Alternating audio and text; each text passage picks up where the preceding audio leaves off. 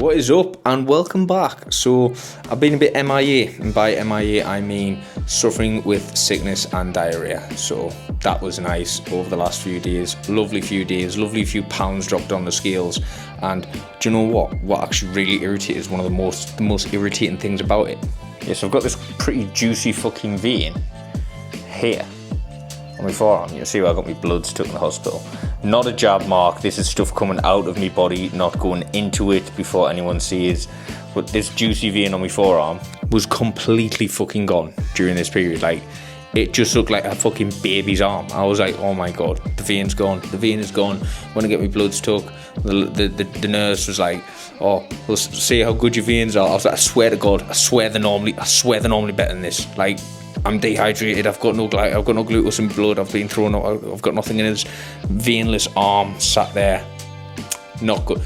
It wasn't nothing good, Brev. It wasn't nothing good. But today, what we're going to be doing today is running through Jeff Nippard's ultimate upper day. And I'm going to be explaining each exercise, alternatives to each exercise, and why he chose to do it. Obviously, you can go and look at his video and he'll tell you why, but I don't know. I just think he hasn't got a mustache, so you should watch mine instead.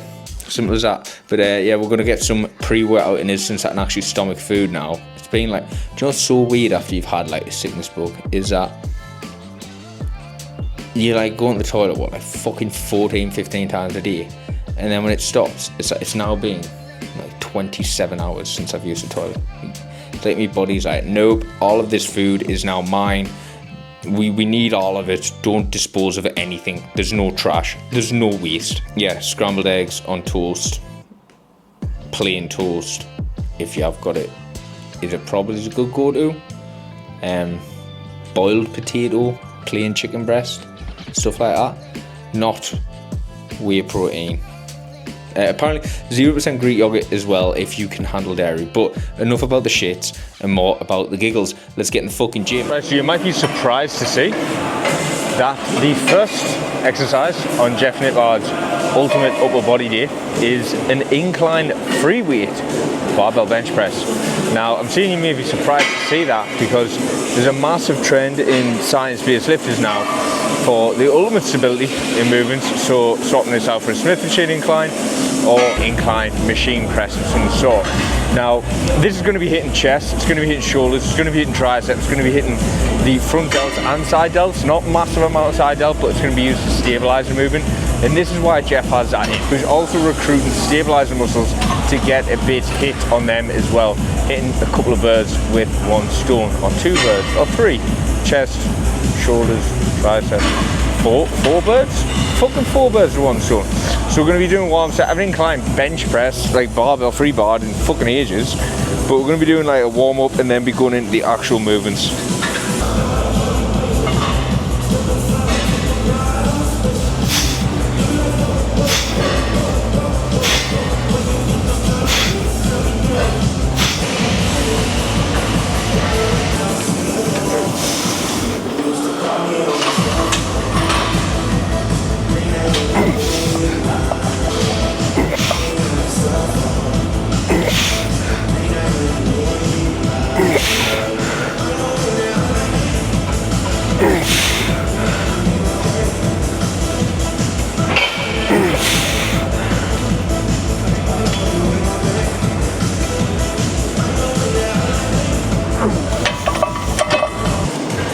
Yeah, I'm weak as piss.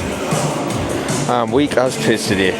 This week after coming off a fucking deload and 3 days of gastro something-itis. Can never pronounce it, but sickness bug essentially. So just getting back in the groove of things, but we will be running through this full upper session and explain stuff along the way. So incline barbell press. A couple of things to consider or for setup, etc. is make sure you have good leg drive, feet fucking planted. I don't want to say any of this like you're on a roller coaster. Get them feet fucking planted in there, push through hard, and then you want to feel like you're pushing your shoulder blades into the pad, right? This is going to give you the best stability for the movement. When you are bringing the bar down, you don't want to be doing the bounce. You want to control it down, touch your chest, and drive up, and grip. So you may think that you're going to be getting more range of motion by pulling your grip outwards. This is a lie. It's deceitful. You're actually going to have more range of motion by having a slightly narrower grip. This is also going to recruit a bit more triceps as well. So essentially a narrower grip means that when you bring the bar down, this angle of your chest is going to be more open than if you are wider. So you're going to take that chest through a larger range of motion. We're going to do 3 sets in this, then go on to the next movement. We've made some notes on this at the end and given my opinion on this workout.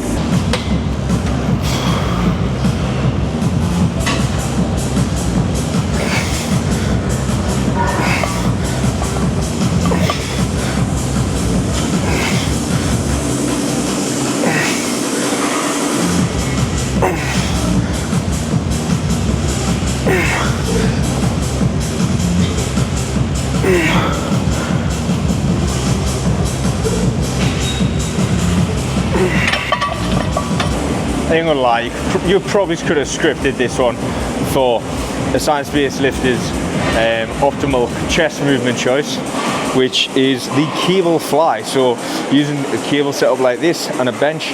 In Jeff's script, he does cue to move the bench as far forward as you can, like while being able to get the cables out. For me, move the bench as far forward as you need to not touch down when you're fully extended. Taking up extra gym space, I don't see much benefit in it, to be honest with you. So as long as you're in touching those weights down at the fully stretched position, you're good to go for me. You don't need to be halfway across the gym with it. So just make sure that the cable is actually set up pretty much in line with the chest. You want the bench, if you want to do this decline, you can set the bench slightly further back. If you want to do it incline, you can have the cables a bit lower, so you are pulling up into that incline position on it. But we're going to be doing flat 2 sets. I love this, Jeff loves this. One thing that I do like about Nippard specifically as a science-based lifter is that first exercise, right? He doesn't sit there and demonize these fucking compound lifts of incline barbell bench press. He loves flat bench press, squats, those sort of things. They're not out for him because there's too much of this bullshit going on now in that society where it's now seemed to have split into factions. Like it's splitting down into factions where they're arguing with each other, which is crazy. But there's too much of this, like, if you are doing anything that isn't super stable, isn't operated through a machine or through cables or something that's keeping you completely stable, then the exercise is duff, you don't need it, it's shit hypertrophy. No, it's not the case. Like bench press, incline bench press, dumbbell press, squats, deadlifts, barbell rows, shit like that, they fucking work. So don't be scared of them, but we'll hit this.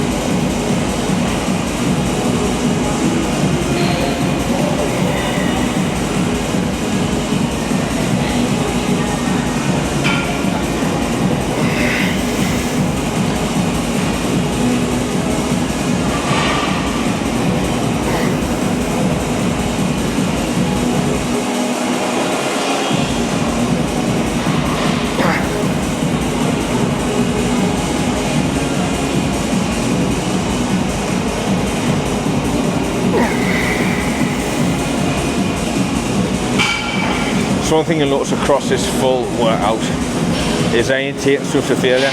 Not happening today, fellas. Sorry about that.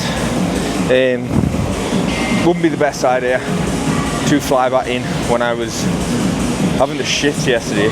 Like, I was up like 8 times the night before and literally like tap water. Sorry for the description, for like a good 3 or 4 days. First day I'm actually feeling okay myself. probably recommendations to take it off, but I love lifting, so I'm in. Is to take stuff to complete failure and just fry myself. Like, I'm not fully recovered from the illness, I'm not fully recovered from deloading and getting back in, so right now it's just baby steps back into the gym. And when you're out like that, this sort of work is still going to be like stimulating your muscles because you just haven't done it in a while. So I've had the best part, like a week off with a deload period and then actually being ill. So something to consider for yourself. If you've been ill, if you've been off the gym for a week, coming back in and sending it balls to the wall as soon as you feel better, probably not the best idea for recovery. But cable flies, make sure you do get that nice big stretch. That's what they're fucking there for, so don't be stopping here. Get them nice and wide, and then when you're coming through, you don't want to be doing this. You want to be feeling like you're pushing your biceps together, so biceps to chest, and get that nice squeeze, that nice contraction at the end there, and that's going to give you the best bang for your buck in this exercise. One more in here, and then we'll see what Jeff's serving up for the third exercise of the day. On the list of the ultimate optimal upper day workout is something that I genuinely do love and rate massively. I don't do them the way Jeff does them, but pull-ups. So Jeff was doing them more neutral grip. I like to do them wide grip, not wide and pronated, I should say. But Jeff's doing them more neutral grip. So we do have a neutral grip option, and that's what we'll be doing because that's what Senior Jeff was doing. Weighted, of course. Now, cues on this is you want to make sure that you aren't crossfitting the fuckers, so you don't want to be swinging this up, turn it in like a momentum thing. No, you ain't a bitch, you're not a crossfitter, you want to build it back. So you want to keep it controlled, you want to target getting that chest to the bar, so pull up, feel like you're pulling up the chest to the bar, really contracting there, and then when you're coming down, really control that out and allow those lats to stretch right out. This is going to hit your lats, it's going to hit your rhomboids, it's going to hit your lower back, it's going to hit your biceps, brachialis. So your lower back's going to be there for stability, so you stop your swinging. When you're up and you're pinching, that the rhomboids are going to come into it, and they pull up concentric and the eccentric down, and you're firing up your lats as well as your biceps for obviously the bend in that arm. So I'm going to do them with no weight demonstration, and we're going to get some weight on.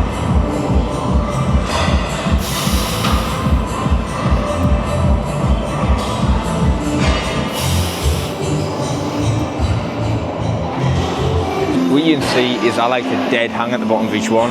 Just reset the movement and then go again, so you're not end up swinging. That helps you control, and you're not just flying up and down, taking the actual mind off the point of it, which is to work the muscle. Now, one thing, if you're a small cunt like me and these are pretty high, you want to use wraps when you get the weight on, so your grip isn't a limiting factor. Get your fucking steps out, get your button plates, make yourself a little step. Don't be ashamed of this shit, right? Us short kings got to get our pull-ups in, so let's hit them.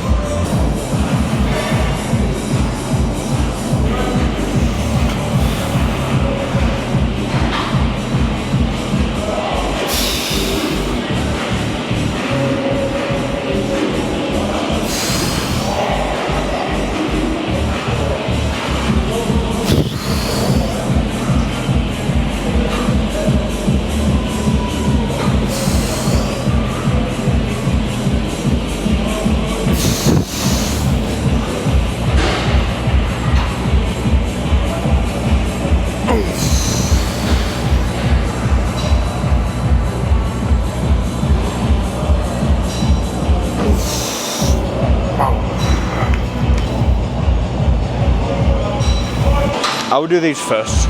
I think it would have zero negative impact on your pressing or anything like that that's coming through in this workout so far, and it's just something that would allow me to feel like I can really sort of, when you're bench pressing, if you try to sort of bend that bar and you feel your lats squeeze in, it would help me get that connection much better.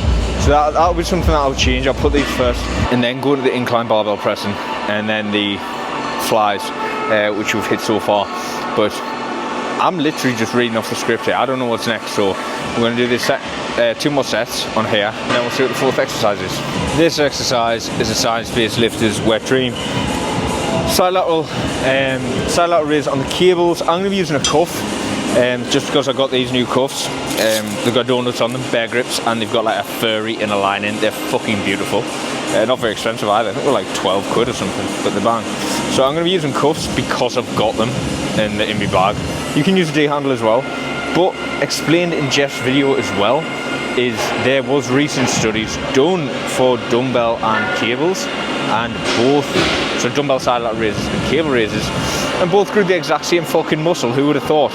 As long as you train to failure. So what you'll find with the vast majority of fucking studies and science-based studies and what have you is that everything is based around as long as you train to failure. Like, so the majority of things work if you train to failure. Pick movements that you enjoy and you have access to and you can progressively overload. Don't get tied up too much in the specifics. Train to failure, train hard, and you grow some muscle. But on this, you want to set it up so the cable is pretty much in line with where your hand lies naturally by your side. This is going to mean that when you are in that stretched position, the force is pulling against your side delt, so you've still got that tension on, and you can come past slightly and get that extra stretch. And then when you actually complete the concentric portion of this movement, you want to feel like you're sweeping out. So I don't want to say this. The goal isn't to bring it up. The goal is to sweep out and then just let that arc of the joint bring it up. So you want to be sweeping out to the side and it'll come up naturally. The joint fucking arc will bring that up. You don't need to be forcing it up, bringing traps in or anything like that. So we're going to be doing 3 sets aside on this and then see what brings in next. But I think I'm going to go a bit heavier. We'll go a bit heavier.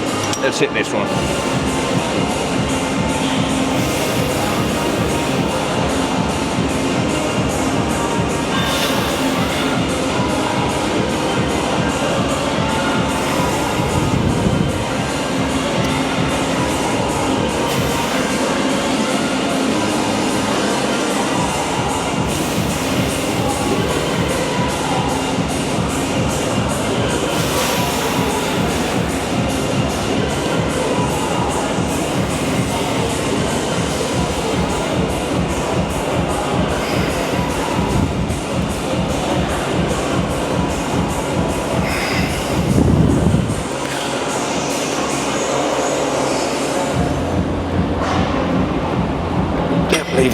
Don't push it too hard today, Ethan. So as I said, if you prefer dumbbells, use dumbbells. I actually prefer dumbbells if I have a chest support, so it just helps with that stability. You can lean on with your chest and it helps take out like the sort of bounce of the movement, and I love them, I really do. But if you prefer this, rinse this, like each to their own. Whatever you feel the best connection with, do.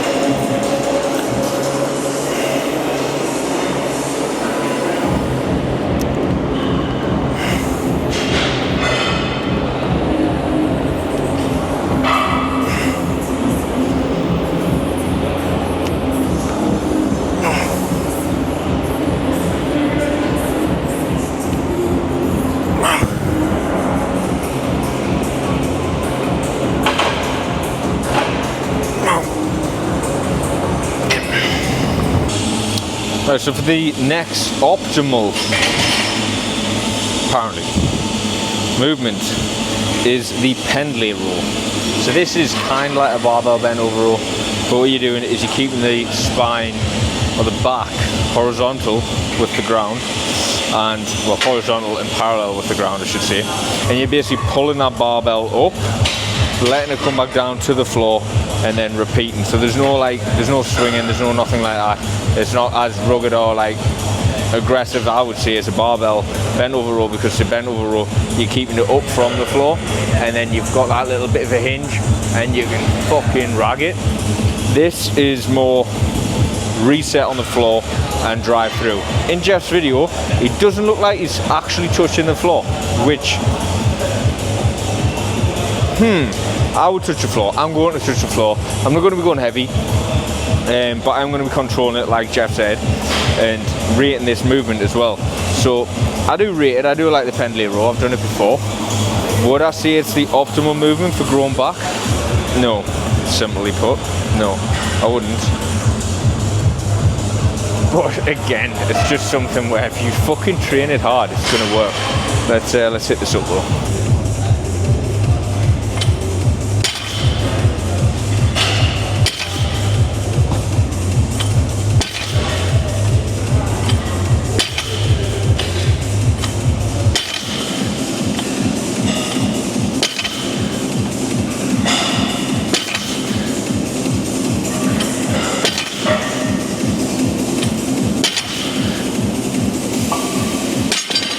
Yeah, we ain't taking this to complete failure. As you can see, I might actually remove that deficit, because for me to get into that deficit, for me to get that barbell on the floor and like all the way through up, I'm actually not horizontal. I'm slightly, like, my arse is up.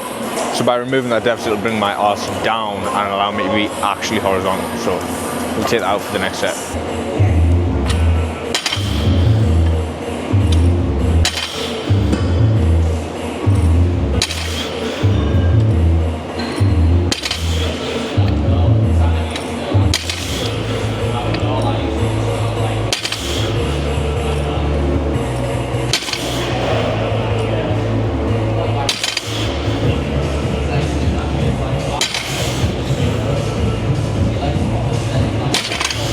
I watched that set back, but that actually did feel just much better, much more natural without the deficit.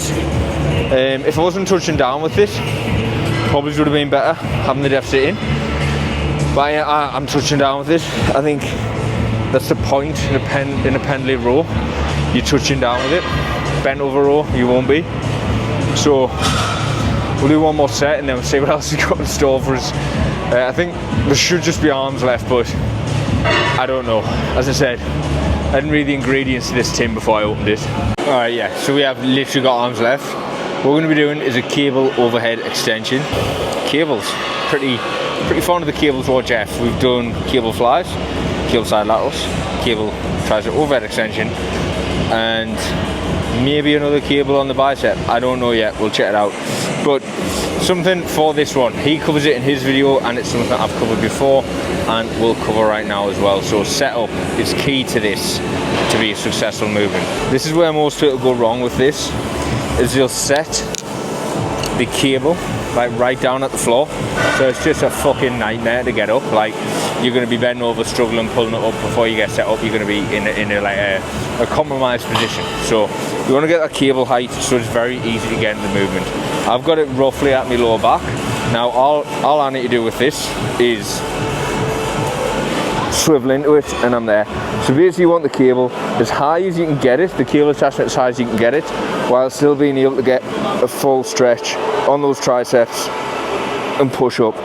If you want it so high that when you come down here, it actually does touch down, all you need to do is take a step forward as you actually perform the movement, and when you finish the movement, just take a step back to allow that to drop off, and you're not breaking your back, doing the fucking crab to put it down, or spinning around getting RKO'd by the actual cable. Also, studies have shown, we are doing a science-based lifting program, but the studies do show that overhead cable extension grows all three heads of the tricep at least the same, but in some cases or some heads more than standard cable pushdowns, because you're getting that overhead stretch. So let's do them.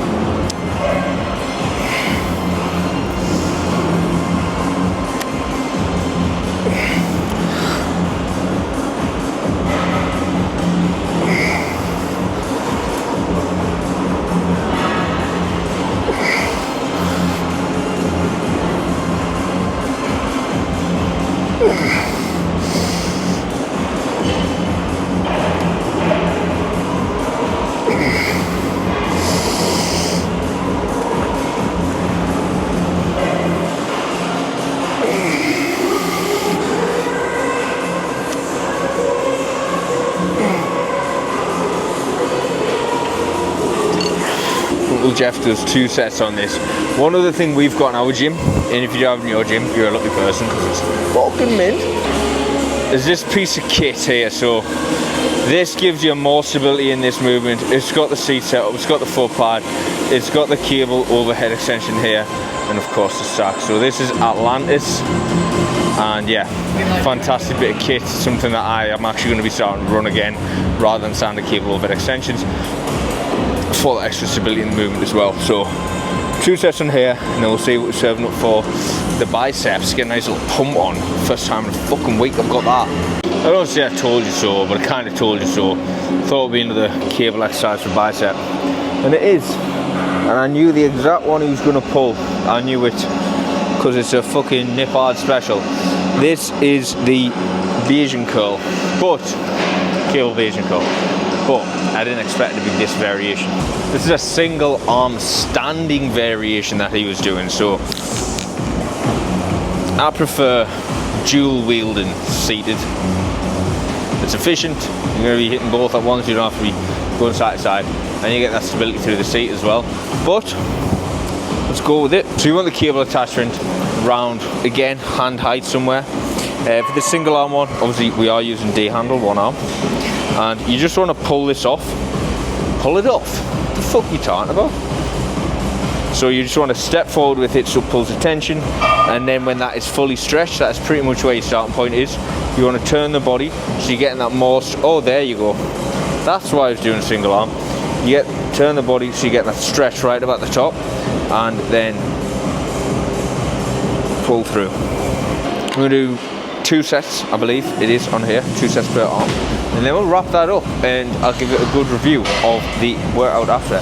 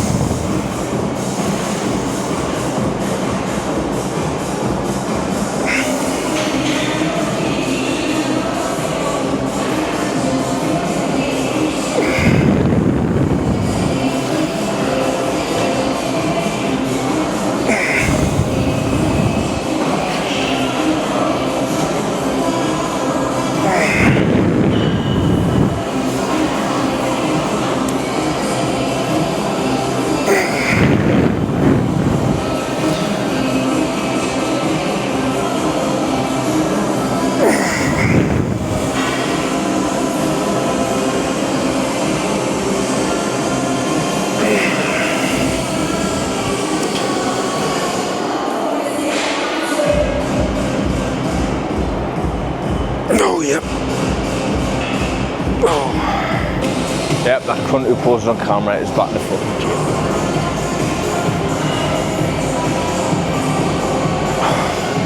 You know what? You know what? I think the posing room's up. Let's have a look.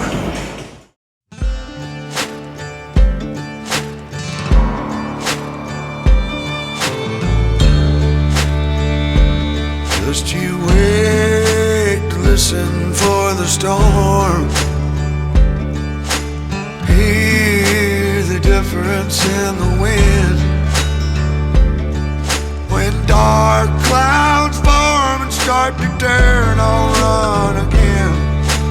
Far away when the hurricane comes in.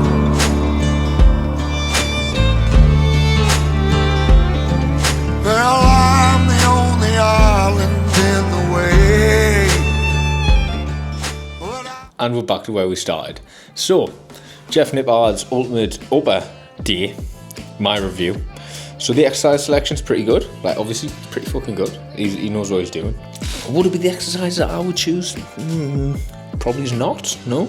But this comes down to like personal preference. So he's chosen the exercises based on what he enjoys and performs well with and has a good muscle growth stimulation. So like stuff like an incline barbell bench press, I would prefer dumbbell. I would just prefer an incline dumbbell.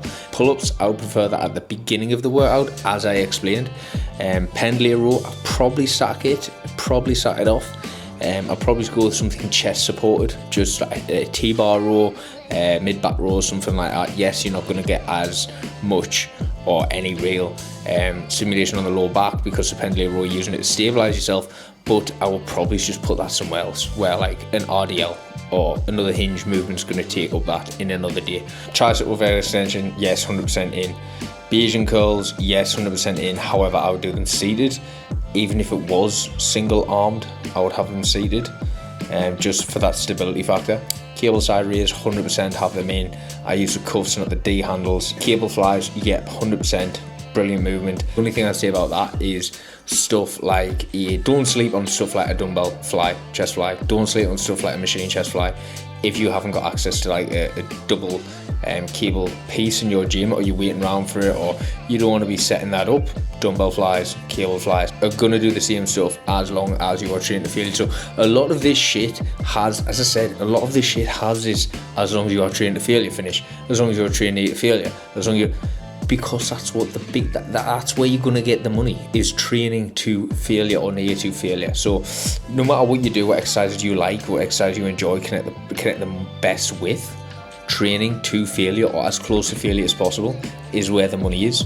And the nuance of this specific exercise being better than this specific exercise doesn't have as much effect as a lot of these science-based lifters try to me out. Like the bottom line is, a lot of these science-based lifters out there, not Jeff, he's actually quality.